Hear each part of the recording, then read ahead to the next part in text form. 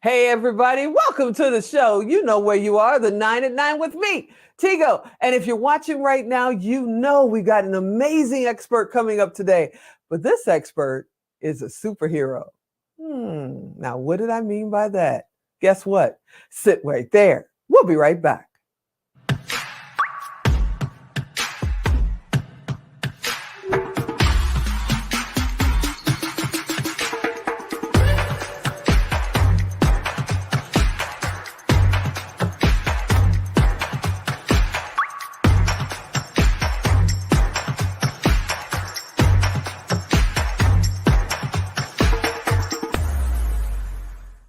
Hey, yeah, you heard me right. Superhero. Well, let's just say she's on a superhero journey. Valerie David is here, the Pink Hulk. What's going Hi. on? What's happening, Valerie? Hi. Thank you so much for having me. It's an honor. Thank you so much for being here. Okay, we got to kick it off because I said you're a superhero, and I know you're on the superhero journey, but the Pink Hulk? What's that mean? Yes, the Pink Hulk is one woman's journey to find the superhero within. And it's my one woman show, award-winning show that I've done all over the United States and in Europe and Iceland, Finland, Sweden, and England. And it's my chronicling of my inspirational, motivational journey of becoming a three-time cancer survivor. First of Ooh, lymphoma, and then breast cancer again, stage 4 metastatic breast cancer with no wow, evidence of disease. wow. So and I want people out there to know that we all have a superhero inside of ourselves, and we have that inner superhero to fight any adversity in life, not just cancer. And that's why the show has resonated, because it's more than just cancer. It's about fighting back any challenges and having hope. And the last line of my show is never, ever, ever give up. And that's the That's message amazing. that we have for this show. You know, we've had my business partner and best friend, we lost her to breast cancer. We've had breast cancer around us, some kind of cancer around us for years and years and years. And the hardest thing of all of it, besides the chemo and that red devil, the hardest thing of all of it is keeping the mind right. You know, how do you do it? How do you keep your mind focused on the goal of getting better and getting back to you? Well, I think the greatest thing that's helped me is empowering myself, and I want to tell people out there to be your own best patient advocate. Mhm. Speak up, make sure you have a team of doctors around you that believe in your survival and that they are behind you 100%. And I've been very lucky with that, having family and friends rally around you, the doctors. And I also say to never, ever feel ashamed to get help. And I think that, Mm. and I know for myself, I have this Hulk persona, the superhero beyond DC and Marvel. I have my own superhero squad. And, even the Pink Hulk gets frustrated and down. But, I, I think the important thing, especially in these times, is to ask for help and say, if I'm hurting, let people know, and people are there to help you. And I think the most important thing is to realize that whenever there's a bump in the road, the bump smooths out and the road will be smooth again. And I think having that inside of you, knowing that this too shall pass. And I think for me, that being my own best patient advocate was speaking up. And this is part of the show, that I was allergic to one of the chemo drugs and I couldn't Ooh. breathe. And I was like, this isn't right. This isn't normal. And I remember my doctor was like, oh, we'll get you to a pulmonologist to check the breathing. And it never happened. And I called up the doctor's office and I made the appointment. I said, are you open today? Because it was New Year's Eve day. And they're like, yeah. I'm like, okay, I'm coming over. I didn't even ask for an appointment. I just came there and just sat there. And I was like, I'm going to be seen. And it turned out that when I got a series of tests done, that I was allergic to the drug and they took me off Oh, the drug. wow. So I think it's Wow. really important to speak up. And also, we know that bankruptcy happens with a lot of healthcare bills and the out of pocket expenses and health insurance Mhm. not covering everything. And I also had a bill. Twice I had a huge bill, and I called up the finance department of the hospital, and they said, "Oh, we'll put you on a payment plan." And I said, no, I'd like these bills to be pardoned. They pardon the bills. So you have to Wow, I speak didn't know up for they do yourself. that. They do that. See, Tigo, they do that. Wow.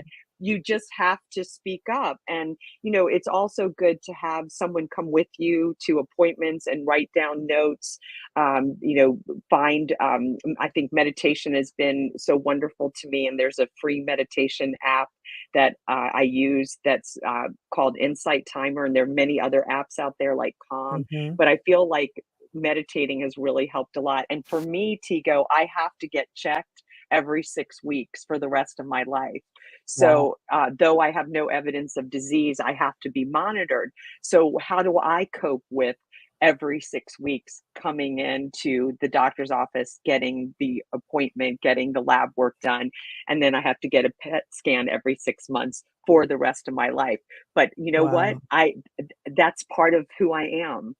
That's just the way it is, and I have a choice, right? I have that choice Hmm. to say, "Oh, I've got my appointment," or do I say, "I'm gonna, take the bull by the horns, go to my appointment, and just whatever comes, just do the best that I can, but to get myself mentally ready for these appointments and knowing that I have that choice to either fold or blossom, and I choose to blossom and That to help brings up a others." question. Yeah, that brings up a question because, like I said, I've had people around me for decades that have been fighting cancer, going through cancer. And one of the things I notice is, they have this tendency to want to shut all the doors and go dark and just pull away from everything.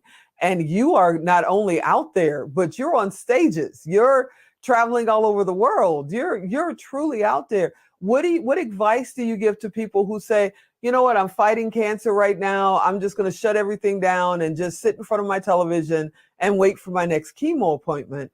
What do you tell people to get them out of that funk?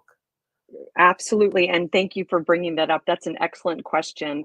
I have talkbacks after the shows, and that's where I talk about those coping mechanisms. And I also coach as well and help people and work with cancer organizations. I would say to not shut that door.